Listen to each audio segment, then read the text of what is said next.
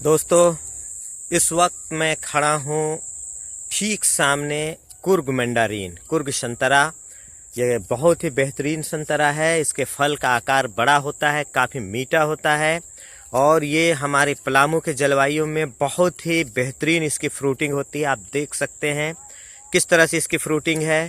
देखिए ये पौधे हैं और इसका फल का आकार और कलर कितना अट्रैक्टिव है, जिसका एक अच्छा बाज़ार मूल्य मिल रहा है। आप देख सकते हैं। देखिए ये कुर्ग संतरा है, इसकी फ्रूटिंग, ये पूरा बागान मेरा कुर्ग का है। अंदर के पेड़ों को मैंने, उसके पेड़ों का तोड़ाई हमने कर लिया है और इस तरह से आप इसको देख सकते हैं। इसमें एक एक पेड़ में 50 केजी से लेकर के एक एक क्विंटल तक का संतरा लगा हुआ है। आप देख सकते हैं छोटे छोटे पेड़ है, लेकिन इसका उत्पादन क्षमता काफ़ी अच्छा है। किसान भाइयों, मैं दोस्तों और किसानों सभी को मैं ये बताना चाहूँगा, ये जो संतरा है, जो इसकी पौधे लगाने की जो स्पेसिंग है, दूरी है, कतार से कतार, यानी इस कतार से इस कतार की दूरी 5 मीटर है और पौधे से पौधे की दूरी, यानी अगर हम इस पेड़ की बात करें और इस पेड़ की दूरी की बात करें तो ये भी 5 मीटर है। यानी 5 मीटर बाय 5 मीटर की दूरी पे इसे हम लगाते हैं और इस तरह से 1 एकड़ में 160 पेड़ लग जाते हैं। तो आप देख सकते हैं कि जहाँ पे प्रति पेड़ 50 केजी से लेकर 1 क्विंटल तक का उत्पादन हो रहा है और 160 पेड़ लगा है, यानी 80 क्विंटल, कम से कम 80 क्विंटल से 160 क्विंटल तक का इसका प्रति एकड़ उत्पादन क्षमता है। अगर हम हेक्टेयर के टर्म में करें तो प्रति हेक्टेयर 400 पौधे इसमें आते हैं, यानी अंदाजा आप लगा सकते हैं प्रति हेक्टेयर 200 से 400 क्विंटल तक का इस पे उत्पादन होता है। इतनी इसकी क्षमता है और बाजार मूल्य 30 रुपये केजी आराम से बिक जाते हैं ये संतरा स्थानीय बाजार पे। तो अगर कोई इसकी खेती भी करना चाहते हैं और चाट की, तो ये संतरा, जैसे कुर्ग संतरा है, अगर इसकी आप खेती भी करना चाहते हैं तो प्रति एकड़ आपको 80 क्विंटल से लेकर के 160 क्विंटल तक का उत्पादन होगा। हेक्टेयर की बात करते हैं तो प्रति हेक्टेयर इसके उत्पादन क्षमता आपको 200 से 400 क्विंटल तक का आएगा। अगर देखिए, अगर 100 क्विंटल अगर 1 एकड़ में आप उत्पादन कर लेते हैं तो 30 रुपये के हिसाब से ये क्या आएगा बताने की ज़रूरत नहीं है। 1 क्विंटल 3,000, 100 क्विंटल 3 लाख रुपया।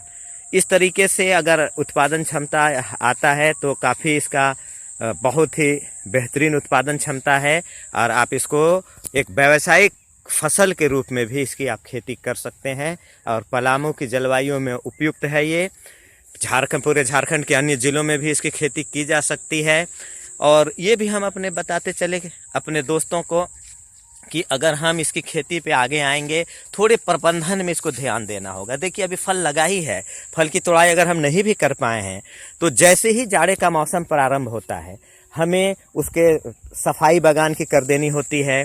उसके तने पे चूना और ब्लू कॉपर या कॉपर ऑक्सीक्लोराइड का मिश्रण को हमें लेप करना होता है 2 से 2.5 फीट की ऊंचाई तक का, जिसके कि हमारे वो मुख्य तना जो है जड़ के पास वो सुरक्षित रहें।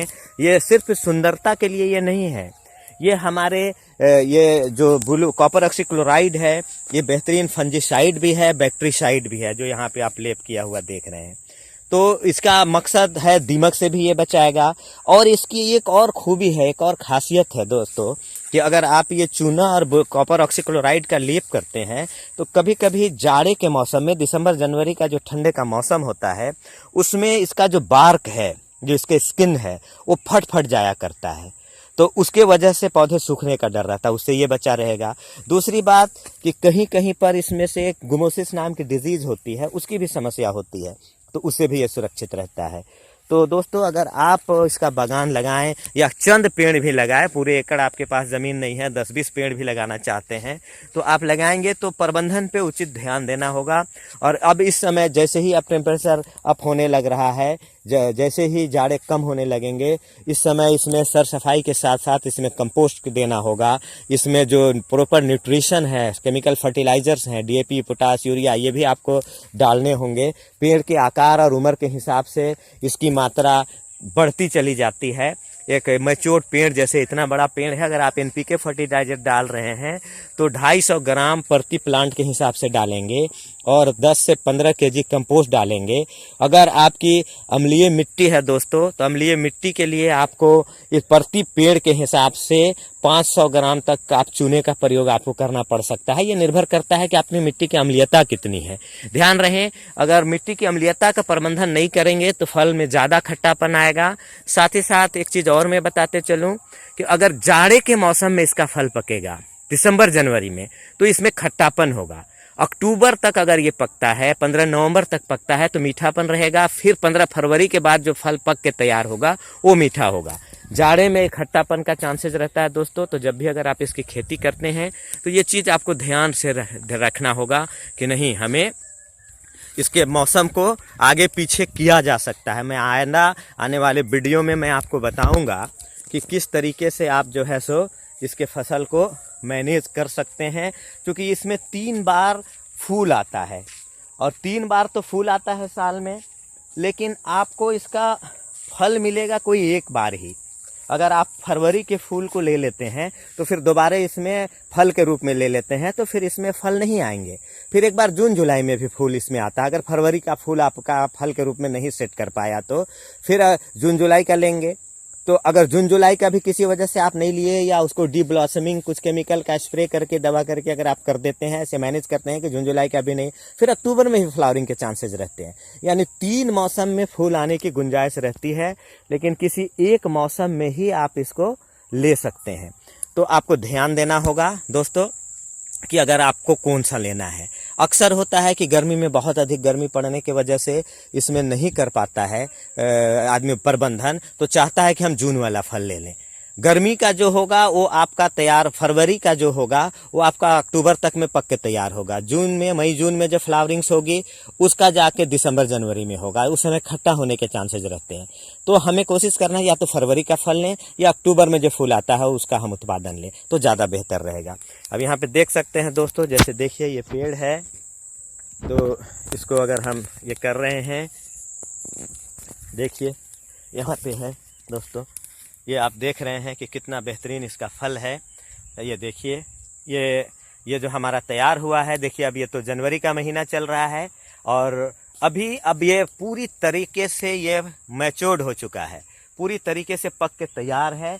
तो इसका बिल्कुल ही बहुत ही अच्छा इसका टेस्ट है। देखिए साइज के लिए मैं आपको एक तोड़ता हूँ, आप ये देखिए, काफ़ी अच्छा आकार है इसका और इसका वज़न भी करीब 150 ग्राम से ऊपर का है। 150 से पौने 200 ग्राम तक का ये फल का वज़न है। काफ़ी बड़ा साइज़ है, आप देख सकते हैं, पूरा एक क्रिकेट बॉल से बड़ा है इसका साइज़, आप देख सकते हैं दोस्तों।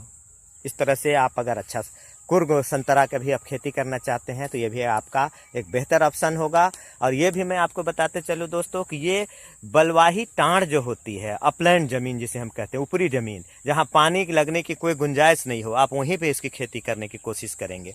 ऐसा नहीं कि आप जो है सो इसको केवाल मिट्टी वाले में करेंगे या धान के खेत में करेंगे तो नहीं होगा। ये टाँड़ वाली ज़मीन जहाँ मक्का लगाते हैं, अरहर लगाते हैं या सब्जियाँ लगाते हैं या चना बोते हैं, उस तरह की जो ऊपरी ज़मीन है, बरसात में उड़द लगाते हैं, वैसी ज़मीन में इसकी खेती बहुत अच्छी हो सकती है। आप इसका वैसे खेत का चयन इसकी खेती के लिए कर सकते हैं।